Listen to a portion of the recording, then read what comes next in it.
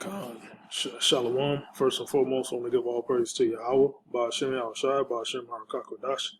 Double honors to the Apostle Elders, Great Millstone, and salutes to all the sick brothers out there preaching in sincerity and truth, preaching His word in sincerity and truth. All right, coming to you another video. I got this article here from Zero Hedge. Decided to do a video on it. This is it's entitled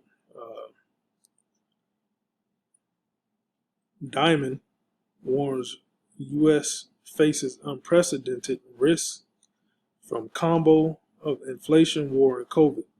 I said that. Shouldn't have said that, but whatever. Probably flagged my video, but yeah, when I seen this title right here, you know, I instantly thought of Yahweh Shai, and also Yahweh Shai and what he said in Matthew 24, and also the book of Esdras, 16th chapter, 2nd Esdras 16. So, what he said, you know, it was already prophesied, okay, that it's going to be famine, war, plagues, all right. So let me continue reading on. While his friend and fellow Democrat Larry Fink used his latest annual letter to cheer for an accelerating transition to ESG while simultaneously warning about the fallout from deglobalization spurred by Russia's incursion into Ukraine, JP Morgan CEO Jamie Dimon, JP Morgan, on a little history about him back, I believe it was back in 1907. It was called the Panic of 1907, where basically the stock market crashed. I think it was over 50%, and basically JP Morgan, they bought that. They bought the whole United States pretty much. They bailed them out basically. So JP Morgan has basically big ownership of America, all right, along with the Rothschilds, you know, Rockefellers, you know, those elite banking families, you know, they own America, all right. But JP Morgan CEO Jamie Dimon warned Monday in his own annual letter to, and Jamie Dimon, he's like a lower level elite investors, that the U.S. economy faces unprecedented risks from the confluence of the Crown Royal scamdemic, high inflation, and of course the situation in Ukraine. Okay, they presented completely different circumstances than what we've experienced in the past, and their confluence may dramatically increase the risks ahead, Dimon said. Dimon, who has repeatedly advocated for a Marshall Plan for energy to help the Europeans wean themselves off Russia's influence, also called on the U.S. to turn up sanction pressures on Russia. Yeah, so, you know, the elites, the Most High basically made Russia to be that thorn in the elite side, man. All right. Turn up sanctions. There are many more that could be imposed in whatever way national security experts recommend to maximize the right outcomes. As far as JP Morgan own book is concerned, Dimon suggests that the bank could ultimately lose more than $1 billion from its exposure to Russia. Dimon said he wouldn't be surprised to see the conflict drag on, and said America must be ready for the possibility of an extended war in Ukraine with unprecedented outcomes. We should prepare for the worst and hope for the best. You see this devil.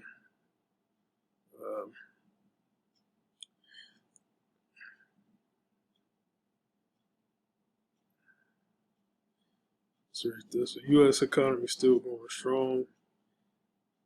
The Diamond has long been bullish on the U.S. economy and repeated that message in his letter, noting the average American consumer is in excellent financial shape. Totally out of touch with reality, man. With leverage among the lowest on record, excellent mortgage underwriting, plentiful jobs with wage increases, more than $2 trillion in excess savings. Well, these devils only they're gonna lie to the end, man. They're gonna lie to the end of their rulership. When Yahushua take them down, they're just gonna keep on lying, man. So, man, I'm not gonna read no more. I'm just jump right to the scriptures and get what Yahushua said in Matthew 24. Matthew 24 and 6. And ye shall hear of wars and rumors of wars. All right, the reports of wars. All right, he said the war in Ukraine, right? Russia and Ukraine, that's a war. All right, reports of wars, rumors of wars. See that ye be not troubled, for all these things will come to pass, but the end is not yet. For nation shall rise against nation, and kingdom against kingdom, and there shall be famines, pestilences. All right, the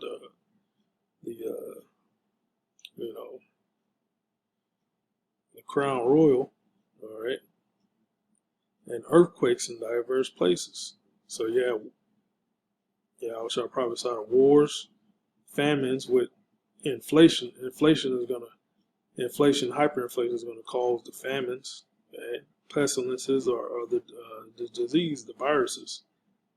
All right, and earthquakes in diverse places. All these are the beginning of sorrows. See that? So basically, this dude, Jamie Dimon, he basically said what Yahushua said. Yahushua said this 2,000 years ago, man. All right, and what these elites do, they say what it was about to happen before it happens, because they're basically planning it. They're basically planning, executing. But they think, in their mind, they think they're most high. So they say it before it happens. Like they put, things in their movies and TV shows, cartoons. All right. And it's basically their self-fulfilling prophecies.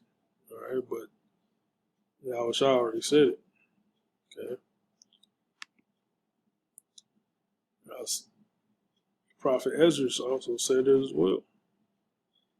Second Ezra chapter 16, verse 17. Woe is me, who will deliver me in those days? The beginning of sorrows and great mournings. The beginning of famine, okay, because the hyperinflation is going to lead to famine, and great death, which is going to cause great death. The beginning of wars, okay, we got the Russian-Ukrainian war right now. All right, soon there's going to get into the Chinese and Taiwan, that war. All right, and it's going to snowball, man, into the World War III scenario where,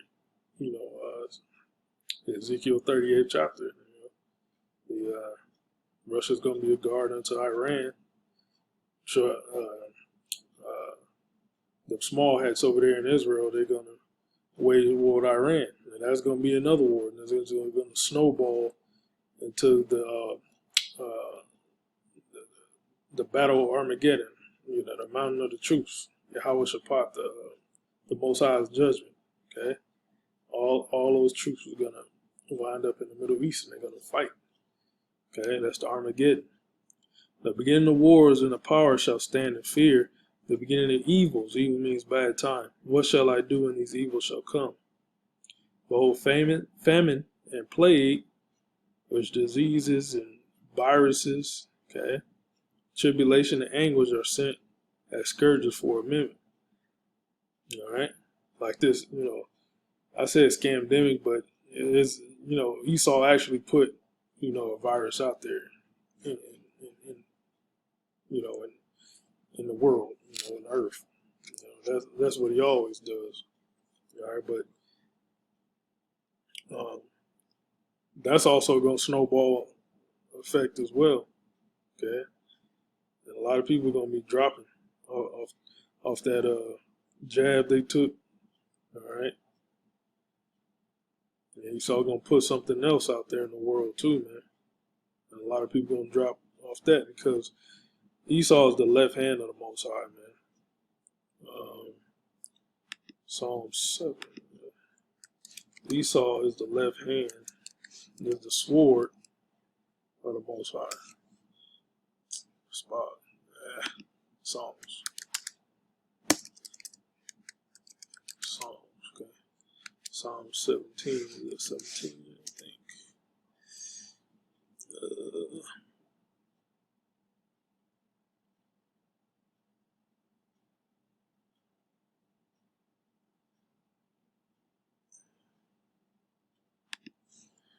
Wicked witch sword.